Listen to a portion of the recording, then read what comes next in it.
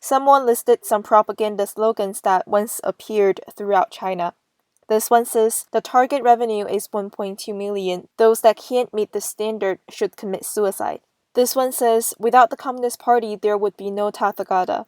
Someone commented, society is just like a big pond. No one can be spared if the water is dirty. Someone added, ordinary people care about politics just as fish care about water quality. Someone shared that an American company named Stanley Black Decker recently closed its factory in Shenzhen and gave department managers $600,000 in severance pay. Even temporary employees who just joined the company for 8 months were given $20,000. This sparked heated discussions among workers online. Not long after, Shenzhen's Labor Supervision Department ordered the company to adjust its pay because it violated the labor contract law. Netizens strongly condemned this act. Someone commented, perhaps the CCP felt ashamed by what they did. Someone commented, Stanley Black Decker's approach is not an exception, but is actually common practice across major U.S. corporations.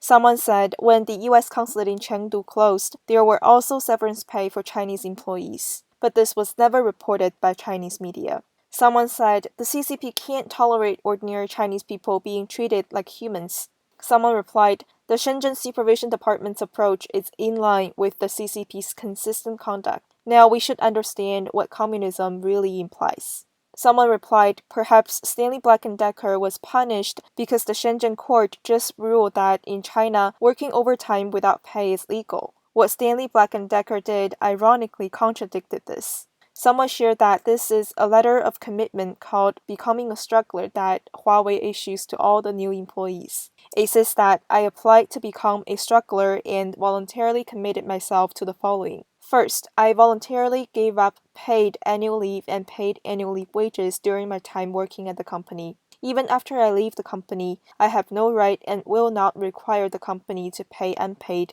annual leave wages. Second, I voluntarily waived the signing of an indefinite labor contract with the company. If the company is unwilling to renew the contract with me, I agree to terminate the relationship with the company when the contract expires.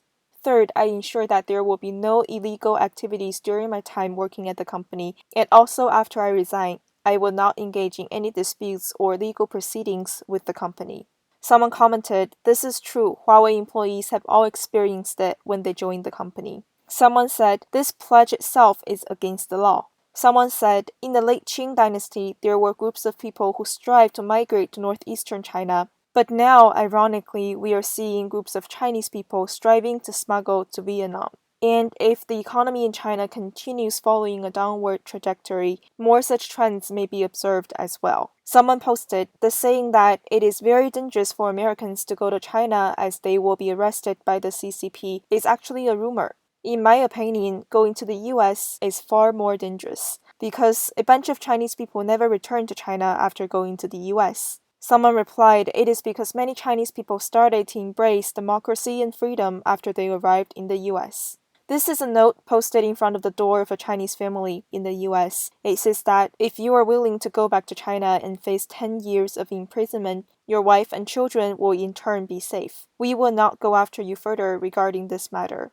According to reports, this note was posted by a CCP agent in the US who attempted to threaten former director of the Wuhan Development and Reform Commission, Xu Jing, and his wife to send them back to China and face long-term imprisonment. What's even more shocking is that earlier, the Wuhan authorities had already asked the police and doctors to bring Xu Jing's seriously ill father to the US to persuade Xu to return to China. They also hired Chinese people who hold green cards or American citizenship, as well as American people, to harass Xu. According to reports, such PRC agents also exist in California. It was said that these activities were part of Beijing's fox hunt operation. The US government believed that Beijing not only targeted corrupt officials, but also political opponents, dissidents, and critics through its fox hunt operations.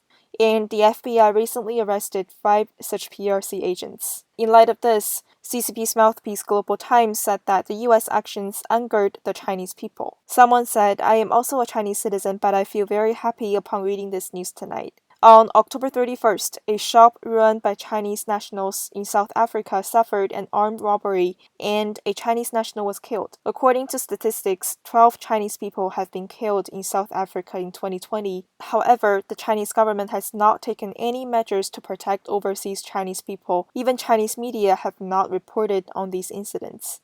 In fact, Beijing has put forward higher requirements and restrictions for overseas Chinese people. Recently, Chinese embassies overseas issued a new regulation requiring passengers who travel to China by air to hold a double negative certificate from the country that they were last in. But such proof is not available to those who fly to China through a third country. This move has also increased the price of flight tickets. Many overseas Chinese people believe that by doing so, Beijing is seeking to prevent the Chinese people from returning to China in disguise.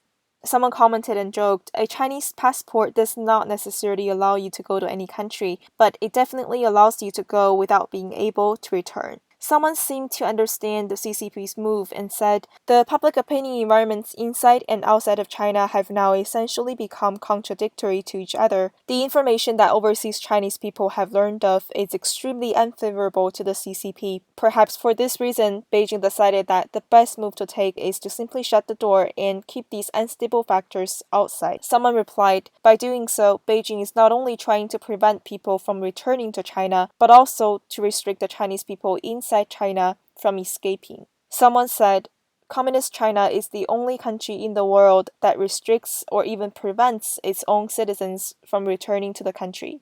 Someone shared that it's really impossible to return to China now. One of my former classmates, who is currently living in Singapore, was planning to go back to China to see her mother. She begged the neighborhood committee for 2 months before finally obtaining approval. She should have gone straight to Beijing, but was forced to end up in Chengdu first. It took her an entire day to just get out of the airport. Then she was taken to a hotel and was quarantined for another 14 days. After she returned to Beijing, she was quarantined for another 7 days.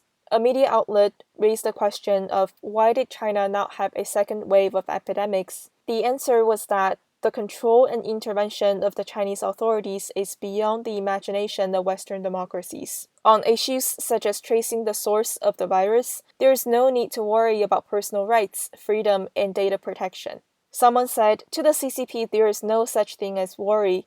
Just look at Wuhan.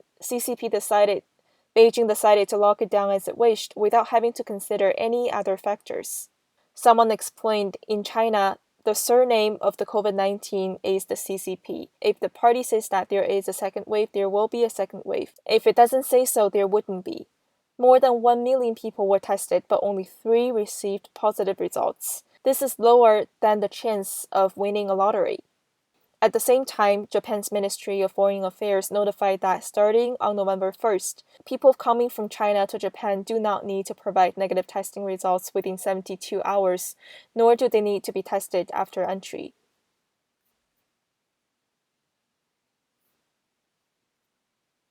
Someone said, "I have not been able to submit a double negative report. Can I apply for asylum in the country I'm in now?" Someone said, "Overseas Chinese people may be the first target of the CCP because the more miserable the overseas Chinese people's conditions are, the more stable China would be and the easier it will be for the CCP to demonstrate the superiority of socialism." Someone said, "The current discrimination faced by overseas Chinese people is actually caused by the CCP. The more the CCP incites nationalistic sentiment, the more miserable the overseas Chinese people may be. It's just a pity that many overseas Chinese people are still being used by the CCP, whether knowingly or unknowingly." While Beijing has been recalling the history of the Korean War and talking about resisting US aggression and aiding Korea, different voices appeared in Chinese social media. For example, this is an article published by Chinese media NetEase, which says that resisting US aggression and aiding Korea hinders the normalization of Sino-US relations. Someone said, "People should be grateful to those netizens who are working for NetEase. They are clearly not afraid of dictatorship and tyranny." It was actually because of the comment section on NetEase from many years ago that I vaguely learned about the Tiananmen Square massacre. Then, with the hope of finding out the facts, I began to learn how to bypass the Great Firewall, and from there, gradually saw the CCP's true color.